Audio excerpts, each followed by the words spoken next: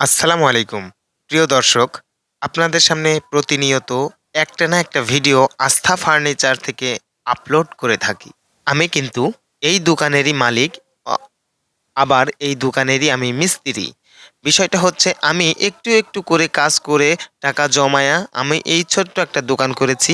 পাবনা জেলার ধুলাই কলেজ বাজার, এই যে দেখতে পাচ্ছেন বাজারটা, এই বাজারেরই মানে পাবনা হাইওয়ে রোডের পাশেই আমার দোকানটা। আর খুবই কষ্ট করি, পরিশ্রম করি আজ এ পর্যন্ত এসেছি। দেখতে পাচ্ছেন যে লাল গেঞ্জিটা গায়ে, এইটাই কিন্তু আমি আসাদ। আমার নাম ভাই আসাদ। যারা আমার কাছ থেকে ফার্নিচার নিয়েছেন অথবা নিবেন ভাবছেন, তারা অবশ্যই স্ক্রিনে দেয়া নম্বরে যোগাযোগ করতে পারেন। আমি আমার কাজের উপরে নির্ভর। ব্যবসাতে তেমন একটা প্রফিট হয় না, তবে সবসময় চিন্তা করি আমি যে কাজ করব, এই কাজের মজুরিগুলো আমি পেলেই আলহামদুলিল্লাহ চলতে পারবো। তবে আপনাদের ভালোবাসা এবং সহযোগিতায় যদি আমি এই ইউটিউব চ্যানেলটাকে দাঁড় করাতে পারি, এখান থেকে কিছু আর্ন করতে পারি, তাহলে হয়তো আমার ফিউচারের বাচ্চা-কাচ্চাগুলো নিয়ে চলতে পারবো। তবে ক্যাবিনেটটি রং করা অবস্থায় কি রকম দেখা যায় দেখেন। আমি কিন্তু ভিডিও খন্ড করে রেখেছিলাম। ভালো এডিটও জানি না, এডিট করিও নাই। আর এই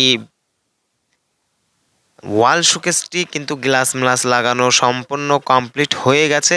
এই কিছুক্ষণের মধ্যে এটা গাড়িতে উঠাবো। উঠানোর সময়ও ভিডিও দেয়া আছে। আর এই ওয়াল শোকেসটি আমাদের গ্রামেরই এক ভাই, সে প্রবাসে ছিল, প্রবাস থেকে এসেছে। প্রবাস থেকে আসার পরে তার মেয়ের বাসায়, মানে মেয়েকে নতুন বিয়ে দিয়েছে, তার মেয়ের বাসায় এটা গিফট করবে। এর জন্য একটা ডিজাইন চয়েস করে আমার কাছে নিয়ে এসেছিল। আর ডিজাইনটা চয়েস করার পর আমি সেম ডিজাইন করেই এইটা তৈরি করে দিলাম। আর এটা সম্পূর্ণ মেহগনি কাঠ দিয়ে তৈরি করা। পিছনে 6 mm প্লাইবোর্ড ব্যবহার করেছি। আর নকশা সে যেটা দিয়েছিল সেই অনুযায়ী সেইভাবেই নকশাটা করা হয়েছে। আর দেখতে পাচ্ছেন সেই কিন্তু গাড়ির উপরে দাঁড়িয়ে আছে, যে এই ভাই আমাকে অর্ডার করেছিল। সে কিন্তু নিজেও আমার মতোই শ্রমিক। আল্লাহ তাআলা তাকে যেন আবার প্রবাসে নিয়ে আবার সুস্থ হলে বাংলাদেশে নিয়ে আসতে পারে, নিয়ে আসে সেই দোয়াই করি।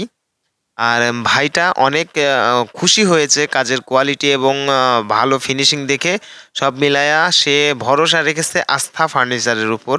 এর জন্য সে আমাকে আবার আরেকটি ওয়ারড্রোব অর্ডার করেছে। যাই হোক, যারা দূর-দূরান্ত থেকে দেখছেন, যারা ভাবেন যে আমার টাকা পয়সা হলে হয়তো মানুষের উপকার করব, ভাই, উপকার করা কিন্তু একেবারেই সহজ। খুব একটা কঠিন বিষয় না। আপনার সাধ্য অনুযায়ী মানুষকে উপকার করবেন। কাউকে ক্ষতির কোনো চিন্তা ভাবনা মাথায় কখনোই আনবেন না। ২ টাকার উপকার করার চেষ্টা করবেন, কাউকে ক্ষতি করার চেষ্টা করবেন না।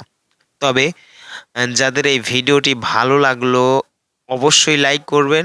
এটা আমার একটা উপকার। অবশ্যই কোনো মন্তব্য থাকলে কমেন্টে জানাবেন। এটাও আমার একটা উপকার। যদি আরো ভালো উপকার করতে চান তবে ভিডিওটি শেয়ার করে সবাইকে জানিয়ে দিন। ধন্যবাদ। আসসালামু আলাইকুম।